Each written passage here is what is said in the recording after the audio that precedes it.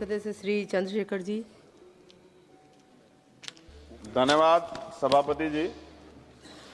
मैं धन्यवाद देता हूं उसके साथ साथ क्योंकि रेल मंत्रालय के नियंत्रणाधीन अनुदानों की मांग पर चर्चा में भाग लेने का आपने मुझे अवसर दिया।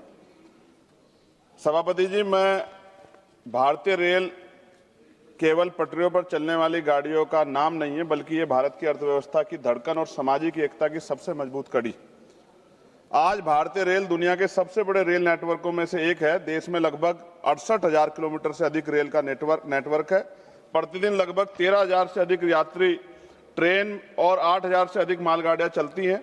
हर दिन लगभग 2.4 करोड़ यात्री रेलवे में यात्रा करते हैं। प्रतिदिन लगभग 40 लाख टन से अधिक माल रेलवे के माध्यम से ढोया जाता है। रेलवे में लगभग 12 लाख कर्मचारी कार्यरत हैं, लेकिन इतने बड़े तंत्र के बावजूद आज भी करोड़ों यात्रियों को भीड़, सुविधा और सुरक्षा का सामना करना पड़ता है। मैं कहना चाहता हूं कि रेल की पटरियों पर केवल ट्रेनें नहीं चलती, उन पर करोड़ों भारतीयों के सपने चलते हैं और जब व्यवस्था कमजोर होती है तो सपने भी पटरी से उतर जाते हैं। सभापति जी, सरकार ने वर्ष 2026-27 के लिए रेलवे के लिए लगभग 2.93 लाख करोड़ रुपए का पूंजीगत निवेश प्रस्तावित किया है। सरकार इसे ऐतिहासिक बता रही है, लेकिन सवाल यह है क्या यह निवेश वास्तव में यात्रियों की सुविधाएं, सुरक्षा और रोजगार में दिखाई दे रहा है?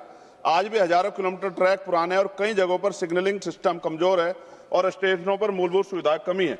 रेल सुरक्षा का सबसे महत्वपूर्ण विषय मैं स्पष्ट करना चाहता हूं कि रेल में सुरक्षा केवल रिपोर्टों से नहीं आती, सुरक्षा जमीन पर किए गए काम से आती है। आज भी हजारों किलोमीटर ट्रैक पर नवीकरण होना बाकी है और कर्मचारियों की कमी एक गंभीर समस्या है। महोदय, भारतीय रेल कभी देश का सबसे बड़ा रोजगार देने वाला संस्थान हुआ करता था और सामाजिक न्याय की भावना को मजबूत करने में इसकी बड़ी भूमिका रही है। लेकिन आज रेलवे में लगभग 3 लाख से अधिक पद खाली पड़े हैं और प्रमोशन से जुड़े अनेक मुद्दे सामने आते हैं। मैं सरकार से पूछना चाहता हूं, मंत्री तो यहाँ मौजूद हैं, कि जब देश का युवा बेरोजगारी के लिए दर-दर भटक रहा है तो रेलवे में इतने पद खाली क्यों पड़े हैं? देश का युवा अवसर मांग रहा है और रेलवे में खाली पद इंतजार कर रहे हैं, ऐसा क्यों? महोदय जी, मैं इस सदन के माध्यम से एक बहुत महत्वपूर्ण विषय उठाना चाहता हूं। रेलवे में अनुसूचित जाति और अनुसूचित जनजाति व अन्य पिछड़ा वर्ग के युवाओं को अवसर मिलना कम हो गया क्योंकि भर्ती नहीं निकल रही है। मैं मंत्री जी को से आग्रह करूंगा कि रेलवे में SC, ST और OBC के आरक्षित पदों को शीघ्र भरा जाए। भर्ती प्रक्रियाओं में तेज और पारदर्शी बनाया जाए। रेलवे के प्रशिक्षण संस्थानों में इन वर्गों के युवाओं के लिए विशेष प्रशिक्षण कार्यक्रम शुरू किए जाएं। रेलवे कॉलोनियों में कर्मचारियों कल्याण कार्यक्रम में सामाजिक न्याय की भावना को मजबूत किया जाए। मैं कहना चाहता हूं कि जब तक देश के अंतिम व्यक्ति को अवसर नहीं मिलेगा तब तक विकास अधूरा रहेगा। बाबा साहब डॉक्टर भीमराव अंबेडकर की भावना यही थी कि सरकारी संस्थान सामाजिक न्याय के मजबूत स्तंभ बने और सरकार भी इस बात के वादे करती है। महोदय जी, आज सामान्य श्रेणी में यात्रा करने वाले यात्रियों की स्थिति बेहद कठिन है। ट्रेनों में अत्यधिक भीड़, लंबी वेटिंग लिस्ट, स्टेशनों पर सुविधा कमी के कारण देश की जनता त्रस्त है। ऐसा लगता है कि आम यात्रियों की समस्याओं को उतनी प्राथमिकता नहीं दी जा रही है जितनी दी जानी चाहिए। मैं कहना चाहता हूं कि रेलवे केवल अमीरों की तेज ट्रेन नहीं होनी चाहिए, रेलवे गरीब और आम आदमी की जीवन रेखा भी होनी चाहिए।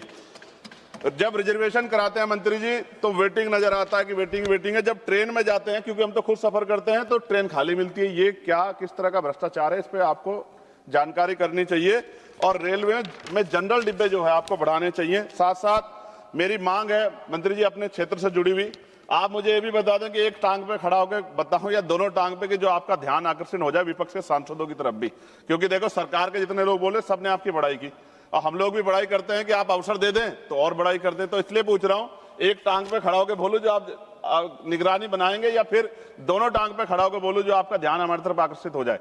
मंत्री जी, अमृत भारत स्टेशन योजना के अंतर्गत नगीना रेलवे स्टेशन का नवीनीकरण का काम जल्द से जल्द पूरा हो जाए और साथ साथ रेलवे का जो प्लेटफॉर्म नंबर 2 है नगीना में, उसकी लंबाई बढ़ा दो, क्योंकि महिलाओं को पीछे उतरना पड़ता है। ये बात मैंने कई बार कही, इसलिए मैंने कहा कि एक टांग पे खड़ा होकर सुन लीजिए कम से कम, मगर ध्यान तो आकर्षण कीजिए।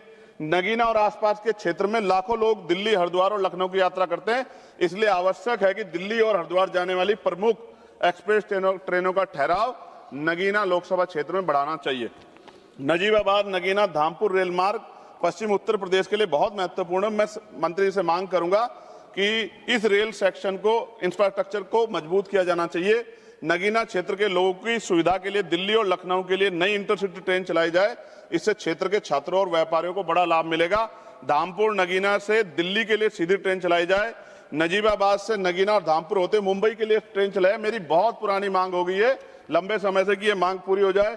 और सेहोरा, किरतपुर, हल्दौर, नगीना, धामपुर आदि स्थानों पे फ्लाईओवर अंडरपास की मांग का काम जल्द पूरा हो जाए। और आपको याद है, आप भी कहते हैं, बहुत सारे मंत्री कहते हैं 1-1 मिनट कीमती है। अब 1 मिनट का जो वैल्यू है वो यहाँ पता लगती है, लेकिन वहां 15-15, 20-20 मिनट खड़े होना पड़ता है। और ये डिजिटल इंडिया है, विश्वगुरु भारत की बात होती है सरकार की तरफ से, कहां है वो? कितने फाटक ऐसे जिन पर भी काम होना बाकी है?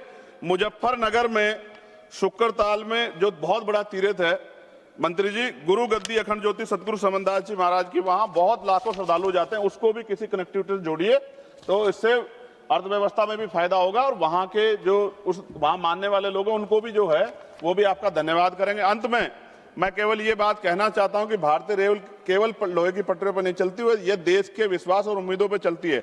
अगर इस विश्वास को मजबूत करना है तो रेलवे को सच में मजबूत करना होगा।